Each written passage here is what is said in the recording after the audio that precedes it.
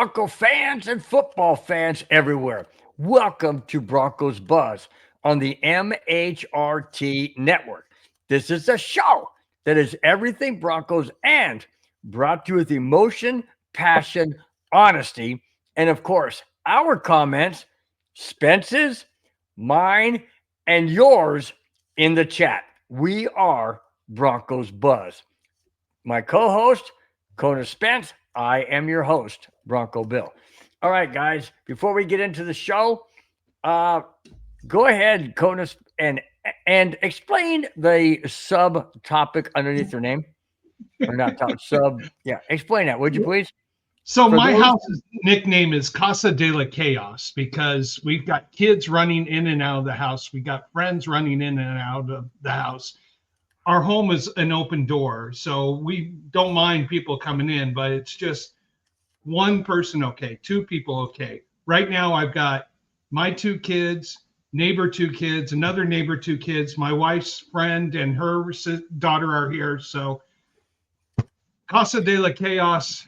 Hey, you're going to have to give me your address so I can just pop in whenever. You just have to. Everybody's welcome, just not every. Not every. Wait a minute. Remember, we're live, and this goes all across where. So you said everybody's welcome. I would kind of put the brakes on that a little bit. All of a sudden, you got like 500 cars pulling up to your place. Yeah, crazy. We've got enough stuff in the fridge. Hey, as long as they bring the beer, right? Yeah, that's a requirement. Got to bring Kona, the best tasting beer on the market. Brewed without any corn syrup or cornstarch. Got to try it. Big Wave, only 4.2% alcohol per can. Brought to you by. Anyways, so before we get into the topics, and boy, we're going to go a lot of different directions. It's going to be heated topics. It's going to be emotionally generated by myself. And I know you guys will follow suit. Also, I just want to thank each and every one of you for watching, for participating in the chat. We love your comments. We bring your comments up as long as they're, decent. And we'll bring them up. We'll talk about your subject. We can go any direction you guys want to go. This is not our show. It's your show. It's what we bring to you guys. So we want you to enjoy. Avalanche, I'm wearing that hat. I'll get into that topic a little later. Cubs jersey I'm wearing for two reasons. One, the Chicago Cubs are playing the hated Milwaukee Stewart. I'm sorry. I mean Brewers, of which we stole their manager, Craig Counsell, and we're in first place. So I love that. They're playing as we speak. They start at 5. The other reason, Chris Bryant, who I have this jersey, and Spence can allude to. I'll prove it right here. Mm-hmm. Chris Bryant. Looks good. Was a World Series champion for the Chicago Cubs in 2016. He has completed his 10 years. So now he can, how does that work, Kona? Once you've finished 10 full seasons, you qualify for retirement. You know how we get a pension. There's something that comes through professional baseball, professional football. I don't know if basketball has it, but I know football and baseball do have a pension. Yeah, I wondered that because they said it was a big deal, and I thought, wow, that's pretty cool, man. But I didn't know why. I don't know that kind of stuff behind there. But what I really like is that, I mean, he finished it after the 2015 season, but he had to, I think, complete the first month of April or first month of baseball, which is April. So. And I got a story about April and baseball coming up. Oh, my God. I got a story about that one. Hey, in the chat, Victory Lap says, yo. Say, what's up, VCIC, as in capitals. Yo. All right. Okay, so let's get into the show. It's going to be, like I said, many different directions. Spence, if you have any topics, throw them out. Anytime you feel inclined, it's all good. Last week, we had a very emotional topic regarding one of my favorite Bronco players of all time, Shannon Sharpe. Here is a follow-up, more negative stuff. more things coming out. Can it get any worse for this guy? Yes. Yes, it really can. Here we go. Shannon Sharp's reputation hasn't gotten any better. A video allegedly depicting non consensual activity, I'm not getting into specifics, was presented to Sharp to view. They wanted to say, is this you? Is this legit? Is this true? Listen to this. They presented it to Sharp to view, of which he has refused multiple times. Sharp said, and I quote, the video, now, if he doesn't want to watch it, how long does he know it is? Sharp said, and I quote, I'm quoting him. Look it up, guys. The video is a 30-second clip designed to make me look guilty. End quote. How in heaven's name he know how long it is or what it is if he hasn't watched it or he wasn't there? Come on, Spence. What do you think? I just think this is going to get uglier by the moment because every day I had, just before we came on the air, I had heard about a potential video last week and had mentioned that in our discussion. Shannon Sharp is in very big trouble, not just from a civic aspect of potential lawsuits and everything like that, but criminal activity. Boy, and I do know someone who at ESPN who has told me that the lawyers there are aggressively working through the contract to put themselves in a safe position. Now, wait, let me ask you this. Since you have some inside information, and you, please don't reveal it, but no. That being said, could ESPN be liable for some type of monetary because they have him because he's still employed? The only liability ESPN would have if it was ESPN conducted activities where he committed any kind of acts. Okay. So apparently not, but I don't know any further information. And anytime something like this comes out and you're representing a big organization, big firm, the lawyers are, I work in contracting, so I read contracts every day. My mind is going like this right now because I had to read a major contract today. Because you got Casa de la Chaos. That's why your mind's going like this. Casa de la, I need more beer. But what happens is an organization goes and reviews all their articles of incorporation, all of their contracts, all their liability to protect their position first. Then they review any kind of agreements they have with any kind of stars. Like a lot of these broadcasters do have their own contracts with their own, how do you appropriate behavior clauses and everything like that.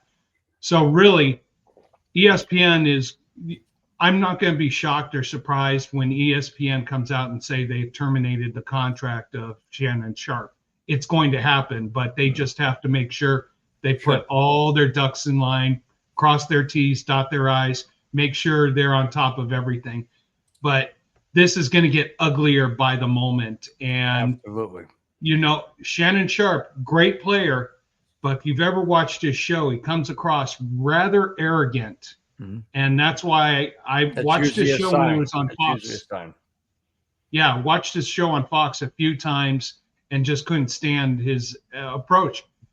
Knowledgeable, but just this arrogant attitude. And unfortunately, who knows? That may be how his personal life is. Mm-hmm. A lot more things are going to come out. This is going to get uglier by the moment. I just wait and see, but I don't see a positive end to this for Shannon Sharp at all. Yeah. Before I get to the comment real quick, I kept it up there because it's awesome that he says that. Before I get to that, though, the reason why I keep bringing up Shannon Sharp is because it's relevant. It's in the news. It's a former Bronco player. I hate bringing it. I hate doing it. It hurts me greatly because you see a player on the field who is so focused, so into the game and championships and all of that. And he goes to ball. He tells his brother, I'll bring it back up, David. Hang on. He tells his brother, he goes, "Hey, Sterling, you deserve this ring. I'll go get another one." Sterling said to Shannon Sharp, "Brother, bro, how do you know? How do you know you're getting another ring?" He says, "It doesn't matter. I want you to have it," because Sterling Sharp never made it to a Super Bowl, never won a Super Bowl. So when Shannon Sharp offers that tells me the humble side of him. Then I see this ugly side. It boggles my mind that those two things could be in the same person. It really does. I mean, Spence, help me out. Seriously. Is it the hits to the head? Is it CTE? Is it anything like that? I mean, we saw it in Junior Seau when he took his own life. I mean, I don't know. I'm not trying to put words or tragedy or something in someone's head, but I'm trying to figure out how somebody can be so generous to his brother and so aggressive to females. It just doesn't make sense to me. It does. I can't wrap my head around it. Fame and fortune, the two of the greatest evils that you put together, the fame, the fortune, the recognition, the fact that you get to that level of invincibility where I could do whatever I want because I'm famous. I'm not going to have anything. Yeah. Wealth and power. Victory Lap says it's wealth and power. Yeah. And Vic, you hit it right on the nose. When you get to that level where you have wealth, you have power, and you can do whatever you want. Oh, I've got attorneys. I've got no dignity. Yeah, no dignity. But does wealth and power humble you like he did to his brother? His brother said, "No, Shannon, you earned it. I didn't." Is that just brotherly love? Is it family? I don't get it. I just don't. I'm absolutely dumbfounded. It humbles you if the cameras are on. Good point. If the cameras are on, the focus is there. It humbles you to a great point. But when the cameras are off, you're in that nightclub, you're drinking with your buddies, you're having a good time. Who knows what side's going to come out? I'll tell you this. One day when I make a lot more money and I'm able to be in that position, I don't want the fame. I want the fortune for my kids. Don't want the fame. You know what I want to do is I just want to make sure my family and friends are taken care of and donate some to Tunnel of Towers Corporation for the veterans. Yeah. I just got one other question. And then I'll get to the chat for sure. You guys are blowing up. Thank you so much. David Yonkin and Victor Lapp. We'll definitely get to you guys. No problem. People in Hollywood, and I know you live up in that area north of that.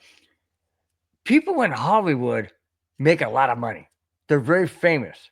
They're always on the red carpet somewhere. They're always at Dodger Stadium watching a baseball game when it's the playoffs or the World Series. It's the place to be seen is where they are.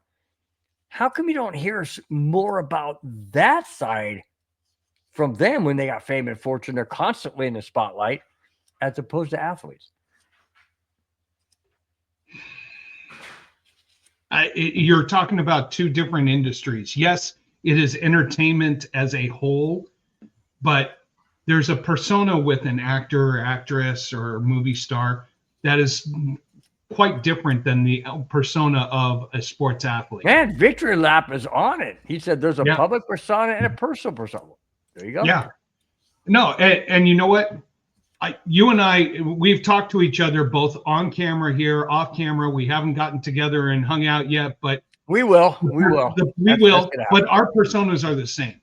Yes, you know what? I will tell you this, and all of you guys probably have the same thing. I know my parents did too. You know, when you get to that level of frustration and stress, and it comes out. But being of good wisdom and good knowledge and understanding human nature, you know when to be calm, be contrite, be specific with your communication, and also know that when my buddy Jack Kenna comes into the chat, we always salute him. Jack, good to see you. How you doing? Way to go, Jack. Thanks so much for being in the chat. Yeah, It's just money corrupts people most of the time. Yeah. I know this. There was a time in my life I was making a ton of money. I was a mortgage broker, was making hundreds of thousands of dollars, and I was going out there having a great time.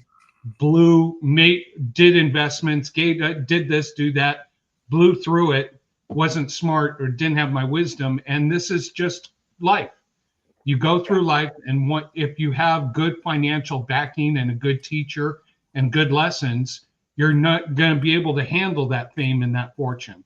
I know this: when my son becomes a famous baseball player one day, because he's awesome, he just turned 10 and he can crank the ball. I'll be there to teach him the ways of the world financially and everything else. Can't teach him all those other things, but hopefully he'll learn from a good other teacher. All right, let's get to the chat real quick before I get to another extremely emotional. Don't want to bring topic, but I have to. All right. David Yarkin is in the chat, says it must be Friday because the two best are on. Thank you so much, David. I appreciate the compliment. I know Spence does as well. Gave you a cone of salute, so that's good. Going to the topic of Shannon Sharp, it says Victor Lap says, don't trust the kitty, you get in trouble, fellas. Oh yeah. Oh yeah. And he ain't talking about the little kitty you put your money in. It's not what he's talking about. Although, I mean, it could be. I mean, for those under age 18, it's the little kitty you put money in. Okay. We don't talk about feeding the kitty on this show. You're right. Victor Lap says it's wealth and power. Going back to Shan Sharp. Yeah. But I just don't understand that because hang on, Walmart's calling. Yes, a delivery of 3 24 packs of Kona to my place and charge it to Bronco Bill. His credit card that got declined. Charge it to Madungus. Oh, his credit card's working? All right, great, thanks. That's classic. That is so freaking classic. Okay. Okay. So what I don't understand about wealth and power, and of course, we're not going to know all of the other side of quote politicians and or business people. But let me ask you this. Not on a political side, but on a personal side. And guys, don't make this into a political situation because it's not. I'm just bringing a person out that is prominent, extremely wealthy, but we don't hear a dark side. Elon Musk. Yes. I haven't heard anything negative. No, you don't. Wealth and power. Wealth, power, but he is wise beyond his age. Okay. He understands that with great wealth comes great responsibility. You know, the comics all say with great power comes great responsibility. Let's take him out of the equation. Well, no, I think he's actually. Walton. How about Walton? The Walton family is in the same boat. We don't hear anything negative. Because they understand, I think they understand their level of fame. They're the Walton family, the founders of Walmart, the owners of the Denver Broncos. Mm-hmm. They're huge public figures. So there's a public side and a private side. The private side, they probably really protect so it doesn't get out there and expose them. So maybe they do have some issues that just don't get out. But I'm not saying I hope you guys out there that are watching this show, seriously, and I'm saying this to you too, Spence, and I mean it from the bottom of my heart. I'm not trying to make this into something bigger than it is. I'm just trying to figure out where this guy's head's at, and I'm bringing in other people with fame and fortune that are not like this. That's the problem that I have. No, well, and I've said this so many times. you get to this level of fame, fortune, invincibility, where, you know what, I am XYZ and I can do whatever I want. You know, how many times have we seen videos on YouTube of people who go, don't you know who I am? Who cares? You want to know something? I will never go and say, don't you know who I am? I am the co-host of Bronco Buzz. Yeah, so what? You know what? I have fun doing this show. I love it. I love talking with the community, but I don't let it get to my head. After this show, I'm still going to walk out there, be the best dad I can, be the best neighbor I can, be great for human society and society development. And I'm going to be that guy in this neighborhood that people are going to text and say, hey, can you come over and help move this? Or can you do that? Can't do electricity. I'm not good at that. But that's just my upbringing that I had from my dad and my parents. We help people. Other people may have had different upbringings where the parents were separated. One went out and partied all the time. The other was working. Who knows? You're gonna, everybody here, everybody in the chat, Bill, me, my kids, everybody, you're gonna go through that moment in your life where you're gonna think you're invincible and you're gonna have the oh bleep moment. It's gonna happen. I've had it. I learned from it. Bill's had it. You guys out there I've had it a couple of times. Had it. We won't go down. We'll go down that road in the green room. How's that? Yeah, but you learned from that moment. You understood what it meant to be Bronco Bill. You a great husband, a great father, a great supporter of your community. You learned how to do that. There are people who have fame and fortune who don't care. They're just like, oh, I've got money. Here we go. Throw it. Go do something like that. Well, and it's also the impression, because I've done this. I've gone out to a restaurant where I knew it was going to cost me $300 or $400 if I bought the table, and I've done it. Why? Because it's a status symbol, so to speak. I mean, I could afford it, but I mean, it put a dent. I mean, this is years and years ago, but put a dent in a wallet. And I'm like, and then I went. I can do it now a lot easier. But I went to a ball game with my son and grandson with the Cubs and the Padres. Padres won a game 10-4, so my grandson and son were happy, but it was all good. But anyways, and we went, and I bought the tickets. I don't mind doing that. But what I'm saying is, people do it for status. I didn't do it for status for my son and grandson, but you know what I'm saying. But years past, when I would bought the whole table of dinner, that was a kind of and that's exactly what you're saying. It was a status symbol. I wanted to say, hey, I can do this.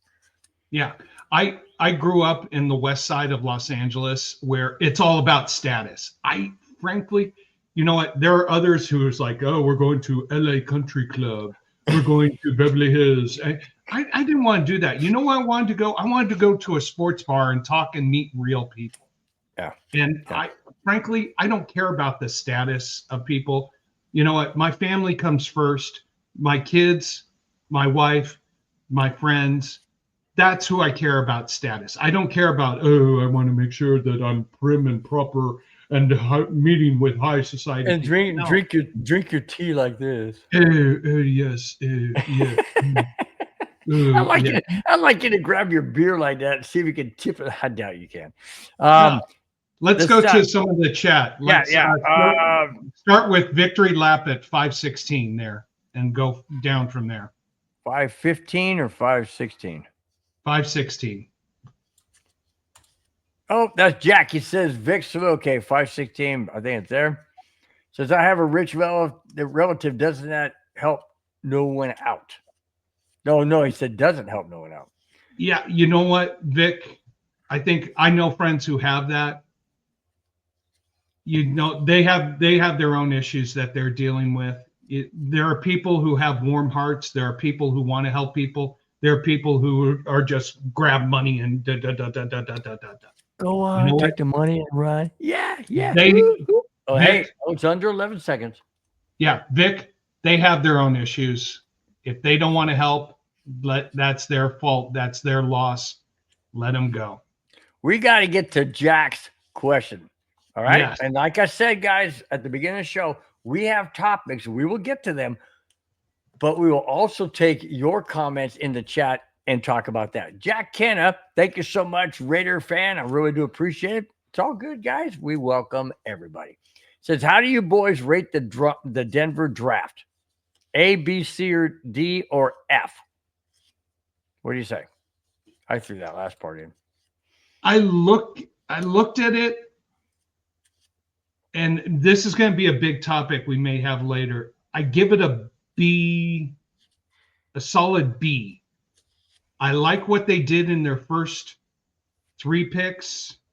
The next 4 picks after that, or their first 4 picks, rounds 1, 2, and 3. 4, 6, and 7. I was like, okay, you took a punter from Florida. I mean, he's a great punter, but hold on a second. Hold on. Take on. I gotta hit mute real quick. Hang on. No worries. Look, I love the drafting of Jahidi Barron. I mean, yes, he was not a top need for us, but if you got the number 1 rated quarterback and he's sitting there on the board, you grab him. I like R.J. Harvey as a running back. Definitely good. Pat Bryant was kind of a shock to me. I mean, yes, they needed a receiver. I hope he fills the need. Savion Jones from LSU as an edge rusher. I like him. I was kind of somewhat surprised he fell to 3rd. Q Robinson at Alabama as an edge rusher. He had mixed feelings. I told you about punter Jeremy Crenshaw. Punters you usually don't grab in the draft, but they got him. And then Caleb Honer. Well, Ray Guy did from the Raiders. He was drafted number 1. Yeah, or not number 1, but first round. He was probably way above the rest of the class there. Of course, that's back in the 80s too. So now, do we want to talk about it at this point? I think there was one miss that the Broncos did not go we'll after. get into that. We'll get into that. So that's why I give it a B. New person, Gerald. Gerald, thank you so much for chiming in, man. Appreciate it. Thank you, buddy. He says, hi, Broncos fans. Hi, Broncos fans here. Love it. You're welcome. You don't have to be a Bronco fan. You can be any fan you want. We just appreciate you being a part of the show. And like the ticker said down below, please subscribe, like, subscribe, and share. We really do appreciate it. Thank you so much. All right, let's go down to while you're doing that, Gerald, as chat as you guys. What's that? Yeah, Gerald, if you've got a question or you've got a topic you want us to talk about, put it right there in the chat. We want to hear from you what you think. So please chime in. Jack Kenneth says, shish kebab. Didn't draft him. We'll get to that topic. I think I know who he's talking about. Yeah. So let's see. Jack Kenneth said, laugh out loud, broke as hell, can't afford a Kona beer. You need to send him one. Can you send him one via chat? I mean, not via chat. Really, Jack, go get you one or something, Jack.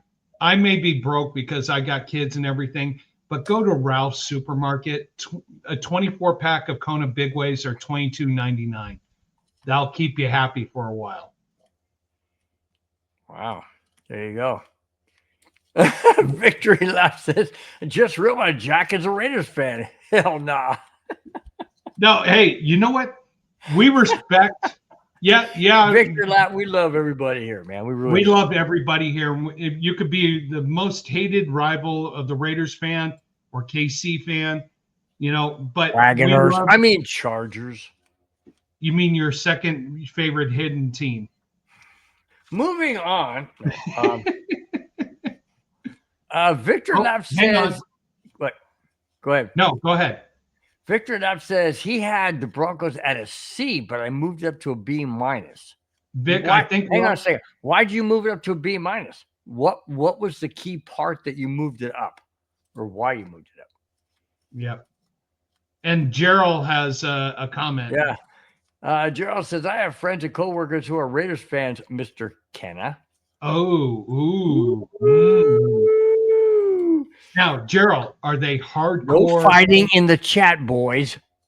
Yeah. Now, Gerald, are they hardcore Raider fans who get all dressed up like Oakland Those Raider guys. fans and want to fight, or are they Vegas fans who want to party?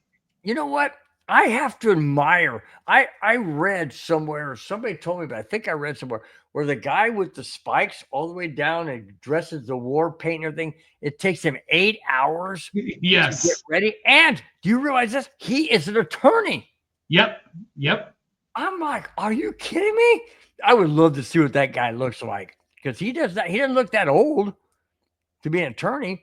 But I mean, would you want to meet that? Can you imagine the guy gets in his car and drives to the stadium and people are driving looking at him? Oh, shit. I mean, you don't know, right? I mean, can you imagine? He probably has a driver who takes him there. I would hope he has a limo or something with tinted windows. You can't, because that was scary. Can you imagine a little old lady like this? Look, dude, she would have a heart attack right there in her seat. I'm thinking. I'm not trying to be mean, or I'm just. I mean, seriously, anybody out? Have you ever looked over at somebody and they caught you off guard? I mean, I go to work every morning. Well, not every morning, but to the golf course where I do work, and it's dark 30, and you pull up next to a car, and I'm not pulling next to them. I kind of pull a little bit back from them, just because you don't know. These days in California, yeah, you don't know too much, Amen. Oh, Madungus says Bill is a Charger fan. You know what? Why do I bring Madungus' stuff up? Exactly. You do not feed them. Okay, don't feed the animals. Yeah, it's all good. I don't care. That's all right. D Rock says, Big Bill. I said, what's up, Big D Rock? He says, man. Yeah, be big D Rock. All right. Last comment on the past draft. It says Victor Knapp says, I didn't like where some of the players were drafted, but I believe that those players panned out. It's a good pick. Okay. Yeah. Oh, I'm sorry. Okay, we got corrected. It's pronounced Jarrell. Jarrell. That's how I say it. Am I saying it correctly, Mr. Ross? Jarrell. Okay, great. Hang on. We love to be corrected when we're wrong. Yeah, Jarrell. Wow. Jarrell. Ooh, that comes There out you a lot. D-Rock is jumping the gun. We're going to bring that topic in. Let's bring it in. Okay. Madungus came in with something kind of serious. Wow. If we are being honest, though, go ahead and read it, Spence. If we're being honest, though, hats off to the Raiders, Cowboys, and Browns fans. Your team have been shish kebab for 30 plus years, and you still support them. I thought that was a positive comment. Obviously, I only read the first part. Madungus. Oh, hey, Judson. Welcome to the show, Judson. Judson Cake. Nice to see you. Haven't seen you ever. Thank you so much for joining us. Tampa can have one hit Tez. We'll get into that topic. I promise you we'll get in that topic. But I got maybe we get into it now since people have been bringing it up. All right. Yeah, people are mentioning it. I gotta get into the hot topic for sure. We'll get into that one. All right, let me go through my notes. As you guys saw, it was down the list. All right, now I'm back semi together to get my.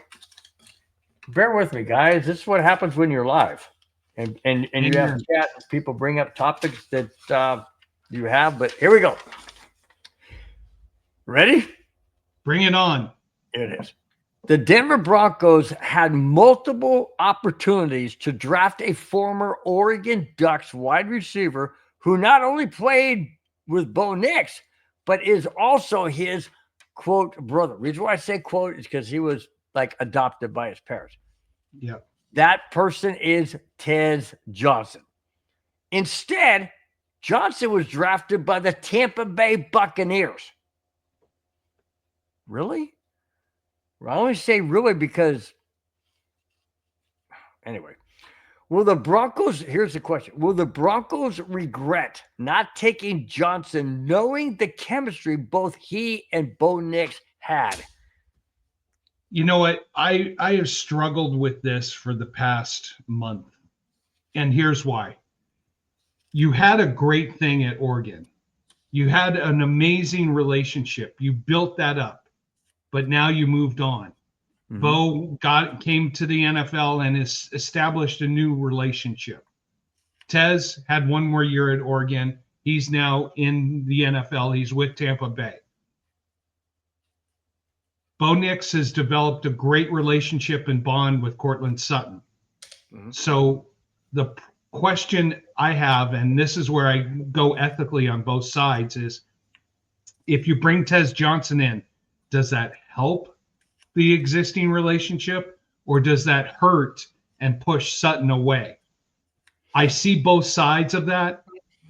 I understand bringing Tez Johnson in, if he would be a number 2 or a number 3 receiver, would be great. It would help with that instantaneously. But would Courtland Sutton feel like he's being pushed out? Well, we already have a wide receiver that was with Oregon in Oregon with Bo Nix. Or is it tight end? I know it's a receiver. God, I can't. If Madug is still in the chat, so, please help me out. But yeah, he's already got that. But you're right. Courtland Sutton did say, "Hey, if I'm not number 1," and remember that, and he was talking about holding out. So maybe you're right. Maybe you're on to something. Troy Franklin. There it is. There it is. Troy Franklin. Yeah. That's what I'm talking about. I just don't want to blow up that relationship that Bo Nix and Courtland Sutton have. Now, I know Madungus just said that I think Sutton gets traded this year. I don't think he does either. He does not. I'll bring it up so that others can see it from other formats. But at the same time, the Broncos have all the potential going up, all the maneuvers going up. It seems like every decision they're making is a positive culture, developing, helping the chemistry of the team. Would I love to see Tez Johnson here? I think it would help, but there's possible. Well, we got a receiver. Didn't we get a receiver from Illinois? Drafted in the 3rd round, Pat Bryant. Yeah, I like that pick. I really do like that pick. You know what? I came to this thought late last night when I couldn't sleep and I'm playing my video poker game. You had a great thing at Oregon. You've developed. It's time to move on and develop other things. I wish Tez Johnson the best. I honestly hope this. He comes in, he blows away everybody at Tampa Bay, becomes a great receiver, makes a career for himself, and then comes to Denver and retires as a Bronco. That could help. But I think and honestly, I look at this as a chemistry cultural thing. You bring him in, does that create animosity with all the receivers, knowing that there's a Pat? I know. And that is why But here's the thing that bothers me. They had the opportunity.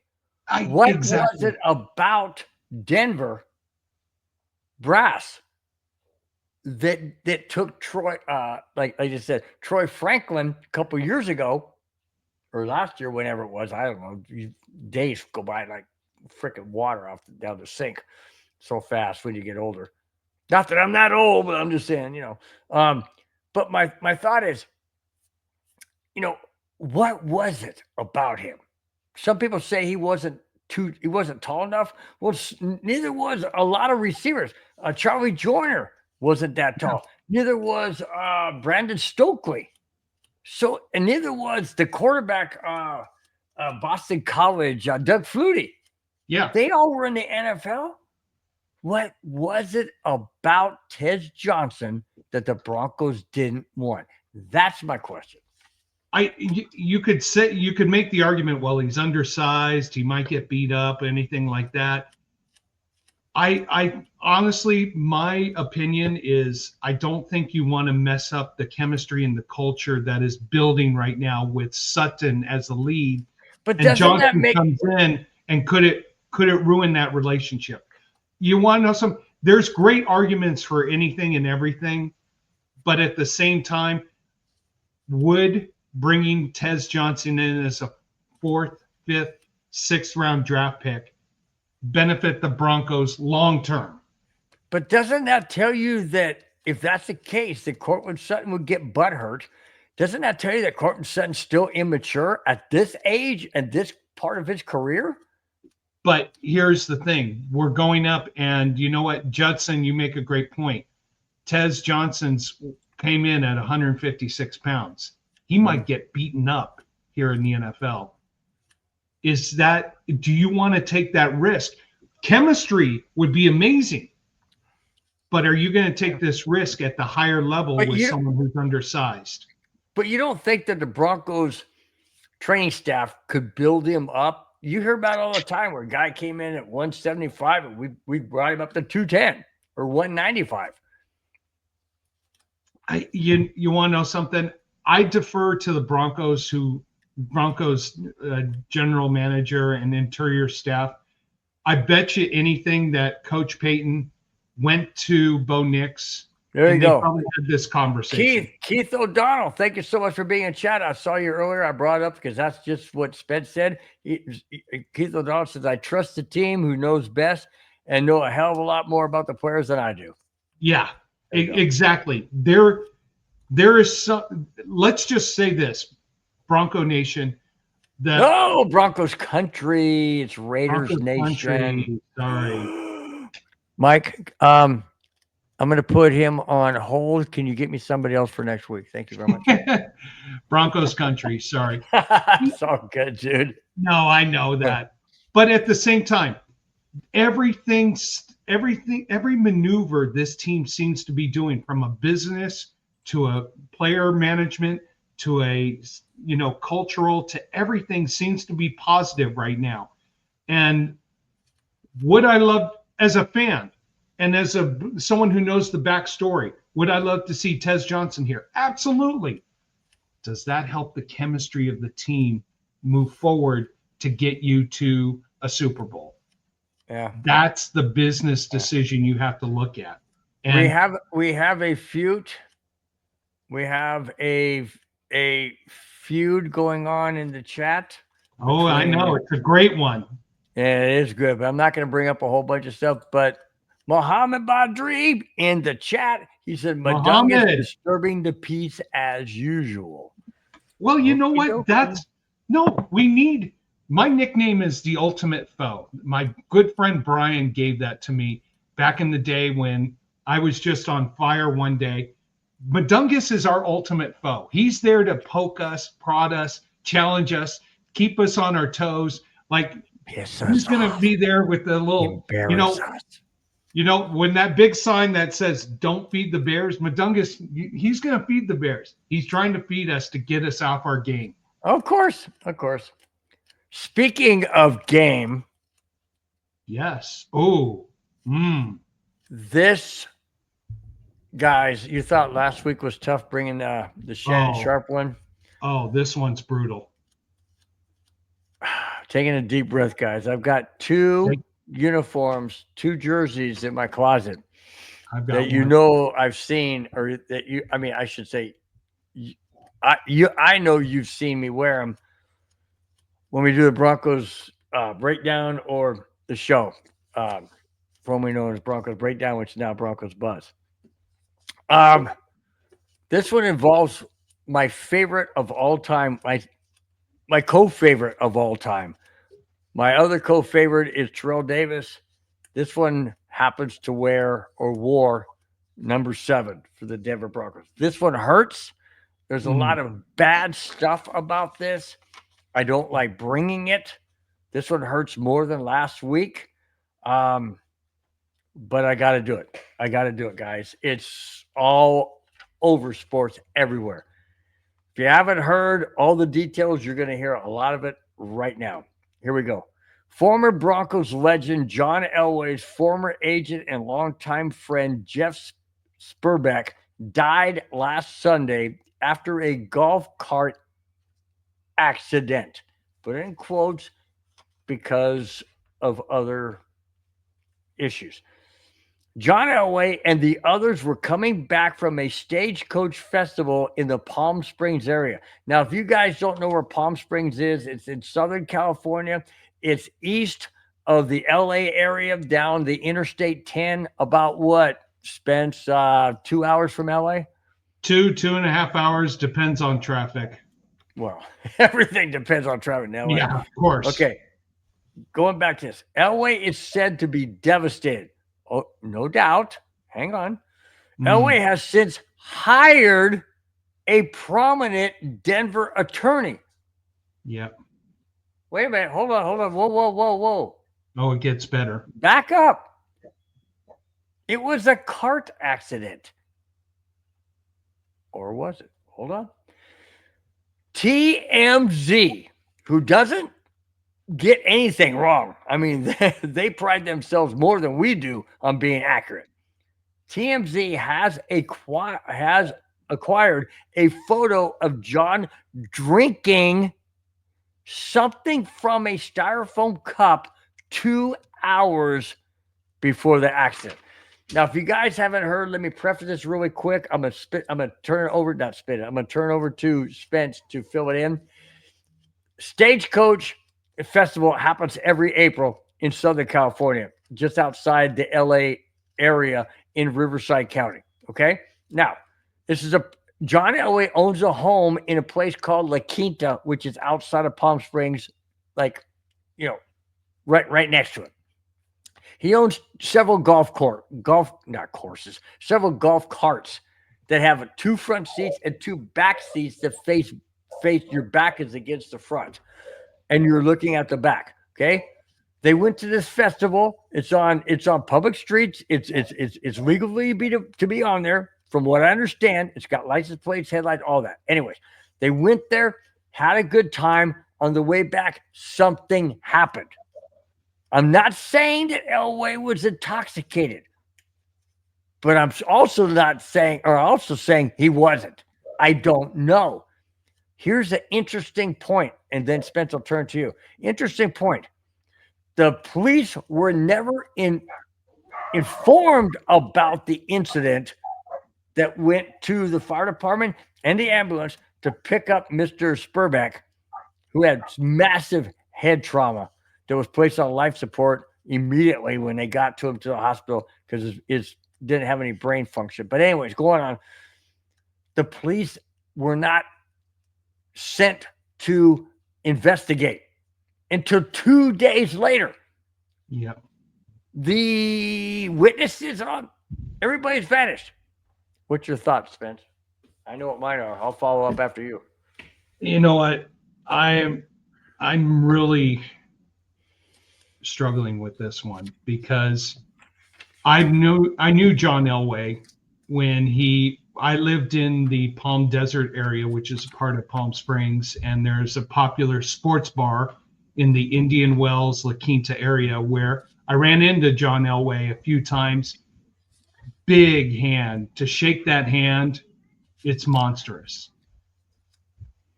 Boy, he is going through something that I hope none of us ever have to go through, but for being kind of responsible for the death of your best friend. And there's going to be investigations. There's going to be things that are going to come out right now. There's a level of devastation that we never want to see upon anybody having some kind of responsibility for the loss of life. And stuff's going to come out, whether he was drinking or not, whether he was driving out of control or not, or we don't know. We don't know. We don't know. But something happened.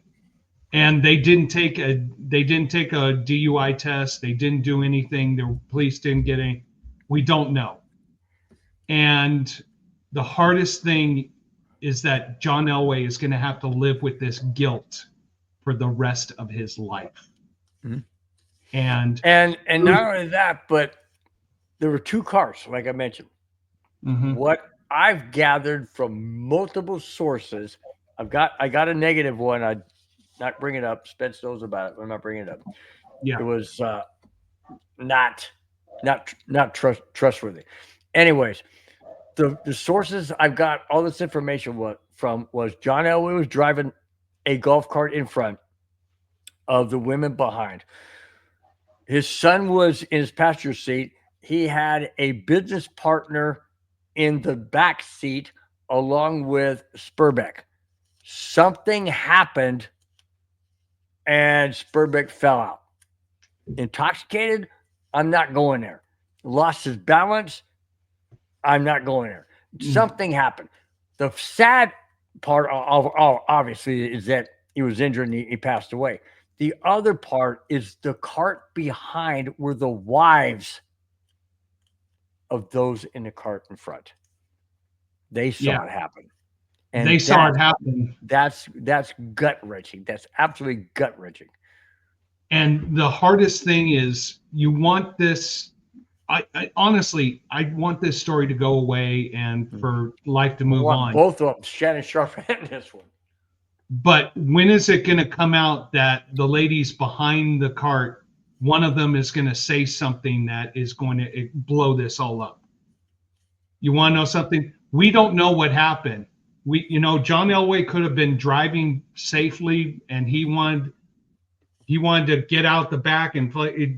We don't know, and honestly, we're never going to know. And I'm going to tell you right now, I don't want to know because this is John Elway's best friend, closest friend, compadre. Now, a lot of people, to reiterate, I just happened to think of this because I read it. I didn't put it in my notes because I did it. I got it right before I went in the green room. John Elway's last living sister, because he lost Jenna, his twin, in 2002. His last living sister, I can't remember her name because I didn't write down my notes, passed away last month.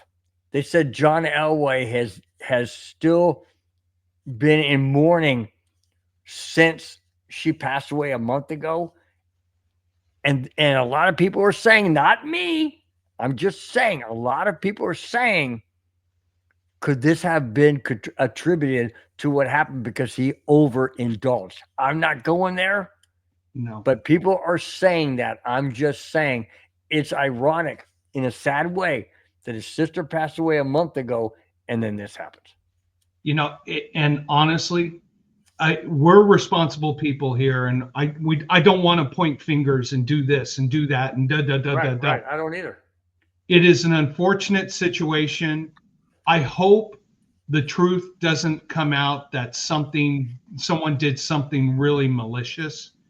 Let's just respect the families, respect the sorrow, and just respect Elway and just be like, oh my God, I hope he wasn't 100% responsible for what happened. And we go on from there. Yeah. And you know what? Let's hope. Let's just root for the best, move on. I don't want to point a finger and just come out here and say, no, no. It is a sad situation. Let the families grieve. Time will tell. Madungus brings up a No, comment. you brought sorry. someone else. Oh, Gregory Miller. Nice to have you, man. We haven't seen you before either. He says, I'm going to unsubscribe from this. You are okay. Well, you can All right. unsubscribe.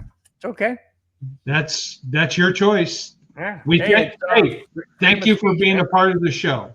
Yeah, absolutely. Madungus says, if Owe had done something wrong, they would have done a breathalyzer. Nope. The cops were not there Yes. at all. It was only the fire department and only the ambulance. No police were called because, in my understanding, it was on a street that went into the community, in a gated community. It was Okay? it was a private street Right. owned by the community. It wasn't a public street. So Right. So they just brought in the, well, there you go. That a whole nother issue. I But anyways, I it's don't crazy. want to know. Yeah. And it says they would have done a breathalyzer and started building a case against him. The way it sounds is his friend fell out and hit his head, just an accident, and it sucks. Well, Yeah. that's what we're hoping is it was just an accident. That's what we're hoping. Um, Hey, you and we've got to do something positive. Guess what I just found out right now? What's I that? want you to wave to Colorado Boy Brewery in Montrose because we are live in the bar with my dad and everybody in there. So thank you guys. Thank you guys Hey, for man, having thanks so Broncos much. Buzz I on. don't put my hat back on, but hey, And a it's all huge good. shout out to my dad, Wow. Jay, and my mom, Susan. Man, Everybody, honored. drinks are Honored. on my mom. No.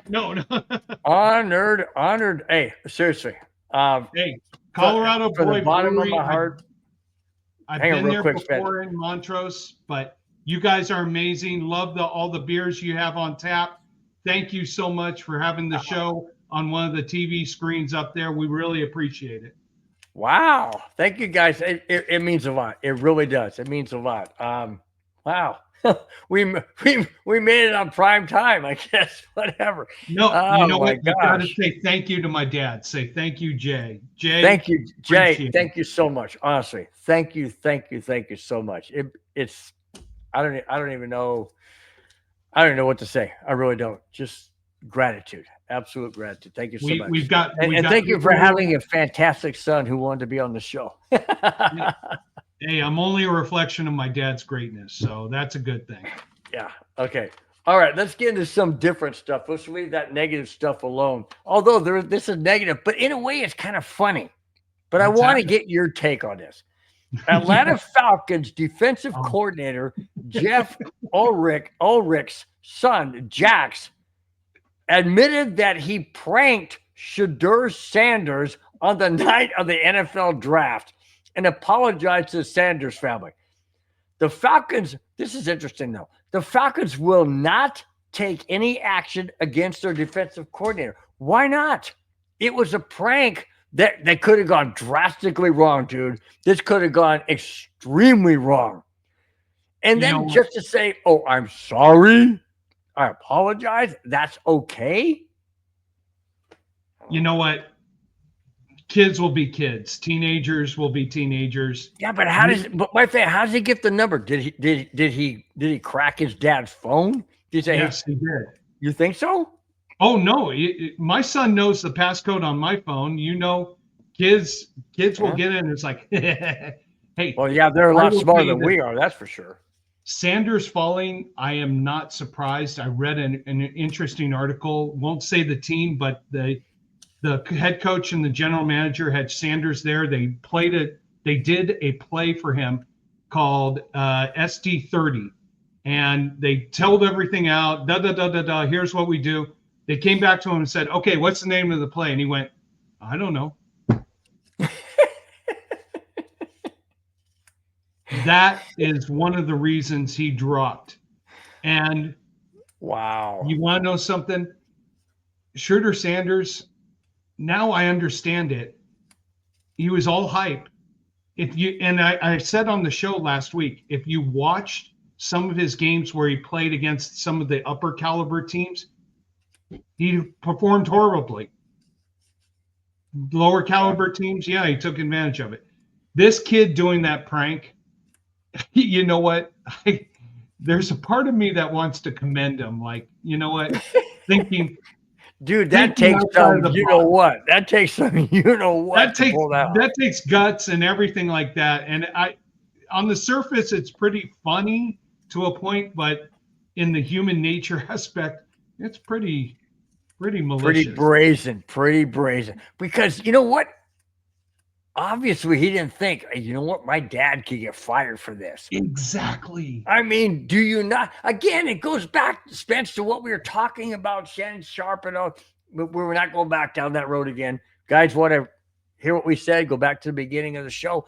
But what I'm saying is, I know he's kids. The kids don't think about the ramifications, the ripple effect of dropping a stone in a pond and watching the ripples go everywhere. They don't get it. But you got to think that way, man, especially when you're a high profile. My dad was a minister, and my dad was a minister for 55 years. I'm a preacher's kid, or PK is what we're called. And I had to know what not to do when my dad was in a meeting or in a business, any situation. I was always in a suit and tie, always. In fact, I love suit and tie because I was so used to it. I still love them. I went to a wedding, my niece's wedding 2 weeks ago. I was in a suit and tie. I loved it, loved it. I felt comfortable. I really did feel comfortable. But anyways, that being said, you got to know what to do and what not to do because of who you can affect. I could have affected my dad many times if I had to do what I was supposed to do. Anyways, I just don't get it. But you know what? Kudos to I the know kids. it's funny. It really is. It's fun. It's You know what? funny. You know why it's funny is the level of Because arrogance. no one got hurt. Because no one really got hurt. No one really got hurt. The level of arrogance that the Sanders family has. Oh, that's true too. And playing on that. So it's one of those. Drafted right now. Holy cool! Holy smoke! Oh, I'm getting drafted by New Orleans. Oh yeah. I'm being drafted by New Orleans. Oh, I'm not. Oh, okay. Yeah. Oh, D-Rock just put out a good point. Interesting. No. I'm sorry, I didn't allude to this. D-Rock, you put out a good point. I did not include that in my notes. I apologize. Glad you brought it up. Yes, the Falcons are being fined $250,000 and the DC $100,000 for that prank. That's coming from the NFL. What I read is that the Falcons are not going to discipline him. The NFL did. Yes. $250,000 to the Falcons, $100,000 to the defensive coordinator. Now all because his son decided to be stupid. Now his son's grounded for a while. I would hope so. I mean, how old's the son? 12? No, he was a teenager. I don't remember the exact age. He was a teenager. I love what Judson says. Nobody wants to deal with Dion. No kidding. No. Nobody wants. I heard something that the Cleveland Browns are thinking about trading him. No, I did too. Oh yeah, you read that, right? They're thinking about trading him. Mm-hmm. Wow. Because Daddy wants to be on the field, on the Bingo. sideline. He wants to be on the sideline. I want to coach my son. Yeah, no, you're not a Falcons coach. I mean, a Browns coach. Get that out of here. I said Falcons. Browns coach. You are the Colorado Buffalo coach. Focus on that. Let your son go be a man and grow up and develop. And you know what? Good luck to Shooter Sanders. But after I read that article about him not knowing the play that was told to him 5 minutes earlier. Yeah. No good. No good, senor. Nope. Yep. He said D-Rock says the DC's coordinator's son is 21. Well, he's a very immature 21. I mean, again, I know you mentioned hundreds of times, we've all done crazy stuff in our 20s. I did a lot of stuff I don't even want to talk about. My wife knows, but not too many others. But I've shared a couple incidents on past shows. But in any case, but no, yeah, Judson, no, Dion will not be the next Browns head coach. No. Judson, next thing, Dion. Well, no. I think I understand what he's saying. He's not saying he's going to be. He's thinking that's probably what he wants to be because his son's. Yeah. Oh well, of course, yeah. That's what he because wants. Because he's prime time. Yeah. And I'm the Browns head coach, and I'm my son's head coach. Yeah. Look at Justin say, "Hey, wait and see." You never know. You don't know. You want to know something? Nobody knows. Here's the thing about wouldn't surprise me being Cleveland. he sells tickets. Oh, no doubt. Look what happened when he went to Colorado. The place sold out the first year they were there. Or that Exactly. he was there, I should say. Okay. Got two. I know you guys are happy. Only two left. You mean my wife's happy? Yeah. And you're out of the doghouse. Speaking of the Browns, Yeah. so we're an hour and 5 into the show, guys. It's been fantastic. You guys have been great in the chat. You've been great watching. Really do appreciate it. As always, you are the backbone of Broncos Buzz. If it wasn't for you guys, we wouldn't be doing this. I mean, if we Amen to would, that. it wouldn't be fun, guaranteed. Absolutely. All right, last two topics are this one is a record set by a professional team in Colorado. Avalanche? Nope. The other team just playing. The Colorado Rockies have set a major league record for the month of April. After an 8-2 loss last Tuesday, they saw their April record slip to 5 wins and 25 losses.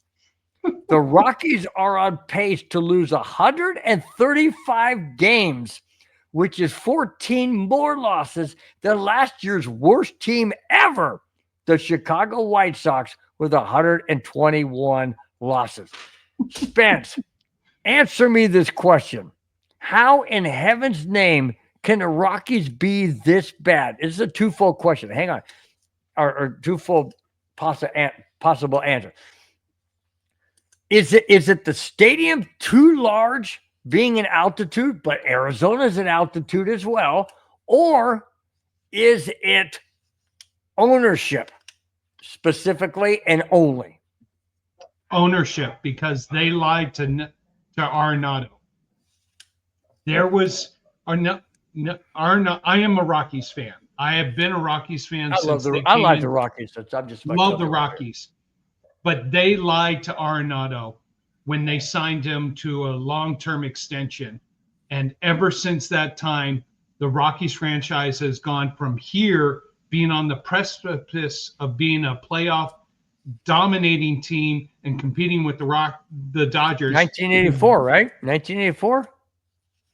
What? Not 84. When did the Rockies go to the World Series?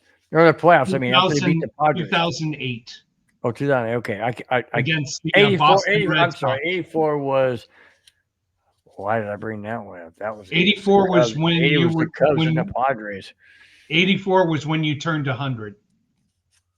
Oh, that's what it was. No, 84 was the meltdown. That was back when it was a best of 5, and the Cubs were up over the Padres 2-0.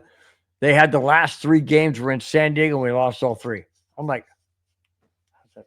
Yeah. Anyway, No, but okay. I'll tell you this: the Rockies franchise is your dictionary definition of a toxic organization, top to bottom. And I feel bad for a lot of the players. I watch their games, and it's just, it takes some getting used to. With Alex Smith brought this up, but I'm trying to figure out what he's talking about. It takes some getting used to with Spence on the show. NGO, what's that mean? Not going to love. But no reason. Okay, Alex, now you brought this up, because other people maybe have been wondering.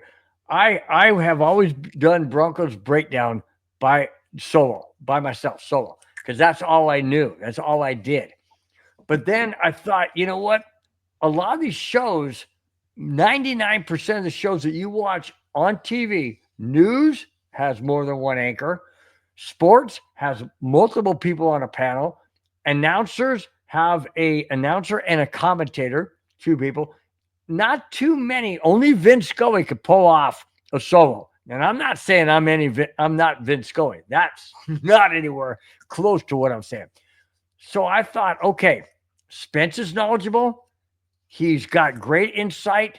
He's the opposite of me. I'm emotional. I'm passionate. I get into it. He's more calm, but he can get passionate, but he's more calm. He in my opinion, he balances out the show. It's not just one side, all dominant in your face, kind of thing. From me, it balances it out. That's why I brought Spence on, because the chemistry I feel is solid. I feel we uh, accommodate each other fantastically, and that's the reason why I brought him on. So Spence is not an anchor. He's an asset, and I appreciate him being on the show. And that's Oh, the main thank you. reason there, Alex. That's why he's on the show. If it's tough getting used to, I can understand that, because you had me solo for 3 years, but Spence to me is an absolute asset, and I couldn't be happier than having Spence on the show. Thanks, man. Appreciate it. Don't be crying, dude. It's okay. No, and Alex, look, let's look at it this way. Change is good. And I'm appreciative to Bill and Madungus for giving me this opportunity to come on the show and be a part of this. And yes, change takes a little getting used to, but I've had a lot of fun doing this. Bill and I talk a lot during the week. We share the same values and the same principles, and we love having discussions. And yeah, there are some things we're going to disagree about. There's some things that you may not be used to. And we appreciate you hanging out with our show and being a part of this. And you want to know something, Alex? Speak up more. We want to Yeah. hear your opinions. We want to hear your thoughts, good, bad, indifferent. I mean, we just heard from some guy who wanted to unsubscribe us. Great. Thank you for commenting on the show. We appreciate. Yeah, at least he was in the show, right? At least he was Yep. watching. Let's see. Justin Cake says, "Sorry, I'm in Maine, so other than Broncos, the Celtics, and Red Sox, it's okay. We welcome everybody. We welcome everybody's favorite teams. It doesn't have to be football, basketball, baseball, hockey, whatever it is. It could be tennis. It could be racquetball. It could be whatever. Horse racing. Oh, by the way, Kentucky Derby is this weekend. Are you watching that? I've got to pick. I've got to pick.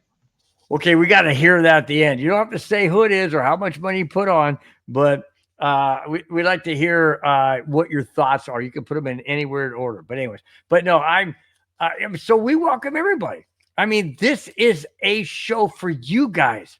It's not for us to get up here every Friday and make it about us. We bring the topics, we bring our comments, we bring our emotions and passions and thoughts and whatnot, but it's about you guys. It really is about you guys. If it wasn't for you, we wouldn't be doing this. Why would we do it? To talk to ourselves? We can do that on the phone. You guys are the backbone. You're the backbone, and we love it, man. We love it so much. Thanks so much. Justin Cake says, "Yep, I keep track of Patriots, but love Broncos since Elway era." Okay. Oh, That being said, have your what's what I'm for? Has your not if I don't want to say affection. Has your thought process about Elway changed since the incident in Palm Springs? That's all I want to know.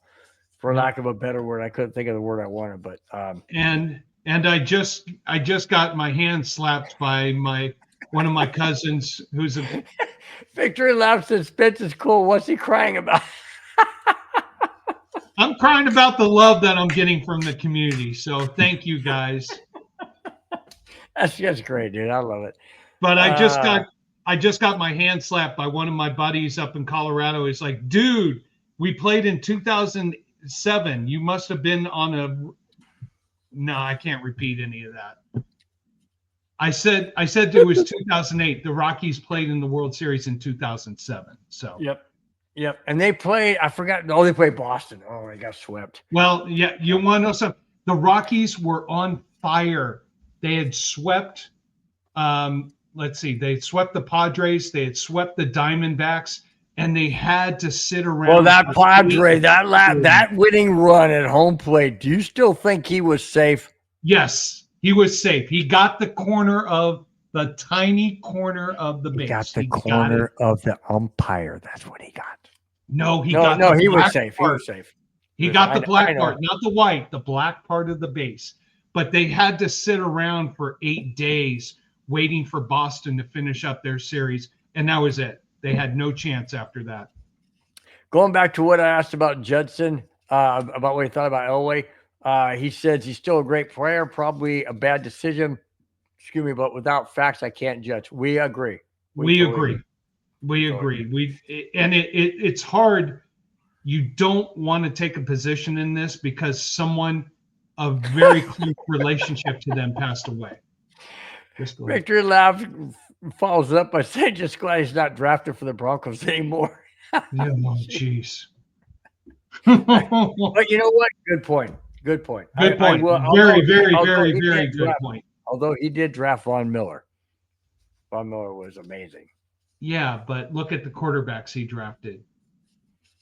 Because he tried to draft a clone of himself. No, he tall, did not. Strong arm. Strong arm was Oswald. Oswald did have a strong arm. Oswald was great from the neck down. From the neck up, no. How about Andrew Luck? Not Andrew Luck. I mean Drew Lock. No, thank you. Drew Lock. But he drafted him. Mm-hmm. I know. I didn't like either one of them. Although Osweiler was very significant in the 2015 Super Bowl championship.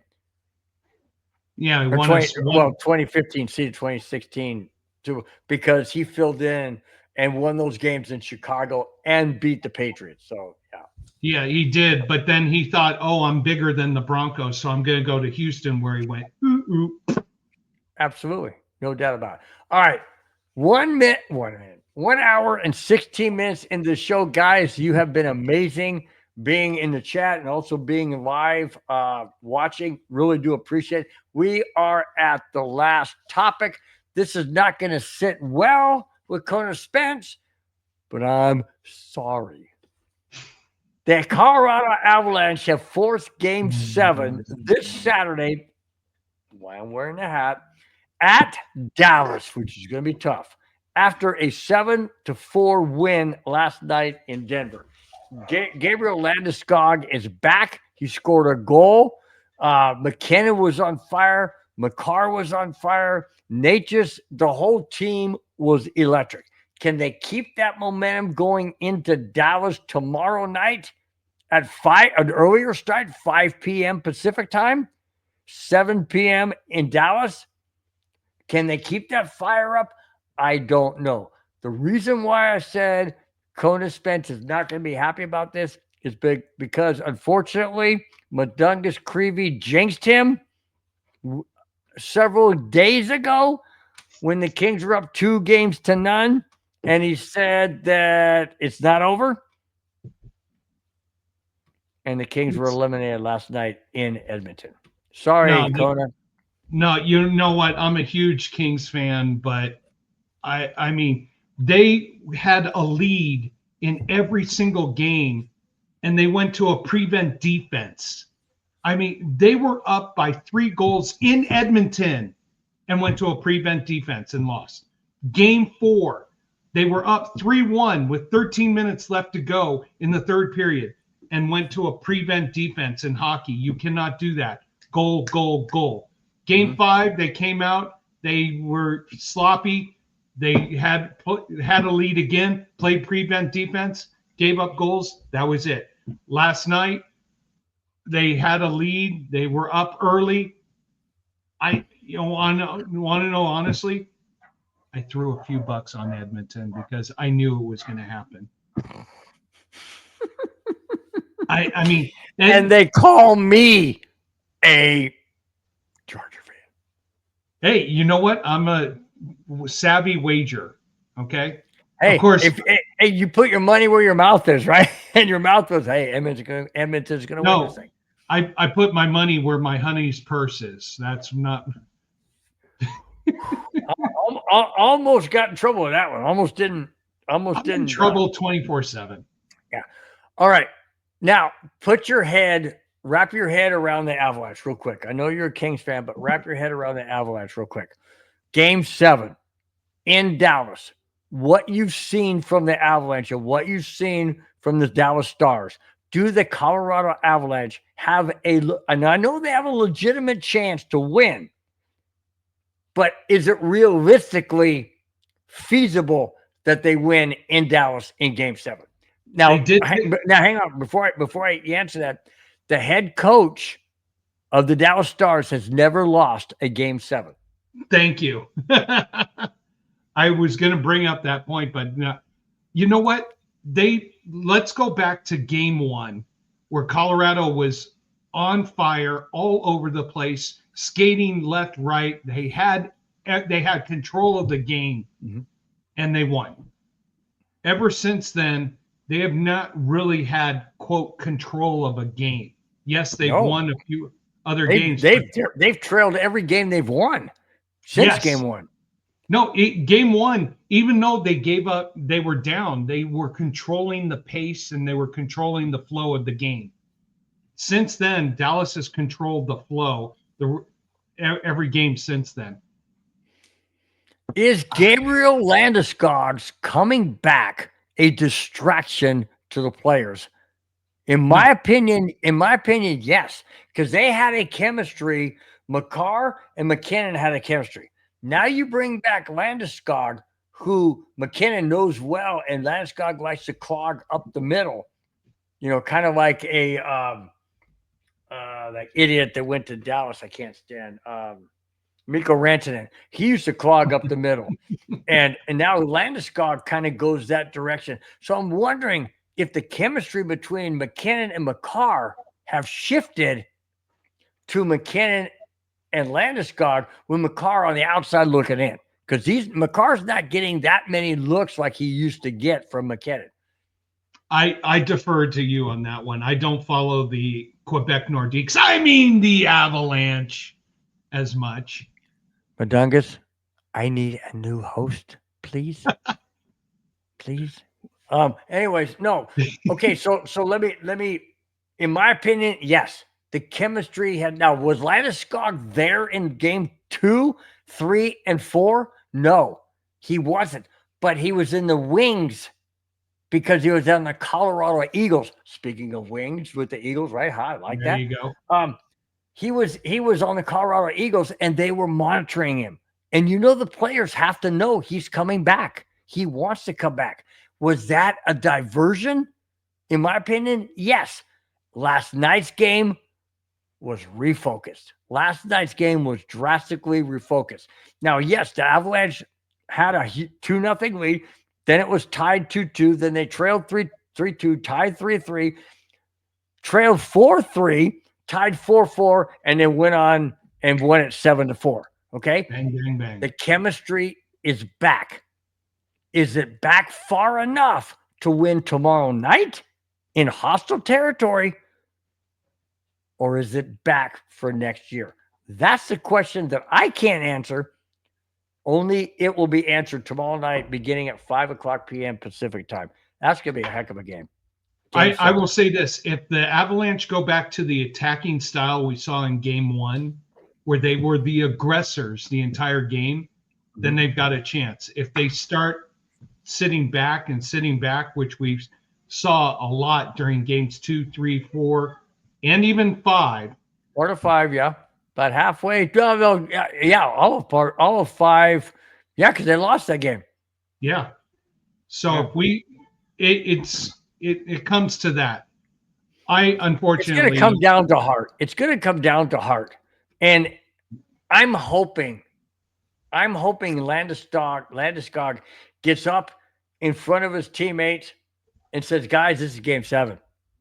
We've been here before. Whatever he says, and make it a point to let everybody know from him how grateful he is to be back, how much he wants to move on. He doesn't want to be a 3 games with him and done. He wants it to keep going. And I'm hoping that energy, if he does say anything, that energy translates into the production. Because if it doesn't, and the crowd in Dallas start chanting that stupid freaking chant that they do, I hate it. Yeah. But when they do, I just want the Avalanche to come out with nothing to lose. Leave everything on the ice. Give it everything you got. This is, in my opinion, I would treat it as Game 7 of a Stanley Cup. That's how badly I want this game. But you got to play a 60-minute game. I mean, True. my Kings last night played only 20 minutes. Yeah. Or no, played only 10 minutes. And then after that, that was it. But, you know, I had told you I wanted to see the Avalanche and the Kings in the Western Conference Finals. Mhm. Go Lanch. Definitely don't want to see the Dallas Stars, even though No. my buddy Tom's a huge Dallas Stars fan. Tom, I don't know if you're watching yet tonight, but Well, he just unsubscribed to you. No, I'm just kidding. Add it to the list. Oh man, guys, it's been a fun show. We've enjoyed it. On that note of Spence being what's it called? When they what's the new thing now when they don't pay attention to you, they call you Lackadaisical. yeah, I forget what it is. No, Who cares? It's whatever. some young kid thing. Yeah, it's a new kid thing. But anyways, we appreciate each and every one of you in the chat. Thank you so much. I always turn it over to Spence to run down the list of the names, and then we'll close up the show. You guys have been amazing. It's almost been an hour and a half. You guys are fantastic. It's the football NFL off season. We're after the draft. We're before the OTAs. So we have a lot of different topics to come up, but we really do appreciate you guys bringing your thoughts and comments in the chat. Spence, go ahead and read them down, bud. Yeah, Victory Lap, thank you for your comments. Really loved your insight tonight, so really do appreciate it. David Yonkin, it must be Friday, so hopefully you're enjoying your happy hour. We thank you so much for being a part of the show. Jack Kenna, Jack, I saw you wearing that San Jose Shark hat. Looked good. You look sharp. Thank you very much for being Jarrell Ross. I hope I said it correctly. Jarrell, thank you very much for being a part of the show up there in New England with your Celtics and your Red Sox. Thank you for being a part of the show tonight. Really appreciate your feedback. I can't pronounce it. He must be a Charger fan. D-Rod, thank you so Raider much. Fan, remember? Raider fan. Oh, Raider fan. D-Rod, thank you so much for your feedback and your comments tonight. Really do appreciate it. Judson Cake, thank you so much for your comments. Really appreciate you being a part of the show. Keith, thank you for your comments. Really appreciate you being a part of the show. Definitely loved your comments tonight. Love those fighting words and everything. About Troy Franklin and everything else. Mohammed didn't get to give you a shout out. Mohammed, thank you for being a part of the show tonight. Really do appreciate it. And I think, Dad, I hope you guys had a great time up there at Colorado Boy Brewery and having the show on one of the TVs. I forgot the owner's name, but we'll give him a shout out next week. But thank you for having us on one of the TVs tonight. Appreciate everything. Judson Cake, thank you so much for your comments. Appreciate your feedback and your input. And have a good night, everybody. Oh, Greg Miller, thank you very much. I know you unsubscribed, but thank you for being a part of the show, listening in to us. Hey, any comment, good or bad, it's still great to have a part of this show. We really appreciate it. Alex, I know it's a new format. I know it's a new system. I know it's a new thing. It's going to take some getting used to. Guess what? I had to get used to doing this. Give it a chance. Give it a chance. You'll come around. And I'll tell you this, Alex, if you're still frustrated with it, I will take a Friday off and you can have Bill doing the show by himself. Because I know my wife and my kids need me to go in 20 different and hear directions. all my rant and raving and all that kind of nonsense is going on. Yeah. Well, Anyways, gets that. Hey guys, okay, so I'm leaving Judson's Cake. Judson Cake's comment up and says, "Have a nice night, everyone." Why? Because that's what we're going to end the show with, guys. Everybody out there, thank you so much once again. Really do appreciate everything that Spence said about the guys in the comments. Really do appreciate each and every week. You guys don't have to do it, but we appreciate that you do. You want to bring somebody in? Yeah, someone wanted to say good night to everybody in the community. Good night. Anna, how you doing? Good night. Great. How are you? Good, great, doing great. Good You're looking night. good as always. You still putting Thank up with you. this crazy guy? I'm putting up with this crazy guy. I I hit know the he heard you J. Cole got a house jackpot. full of people. I do. I always do. I'm cooking for everybody. Ooh, what are you So- cooking? Just some hot wings. I've got some wings going, a salad, some rice.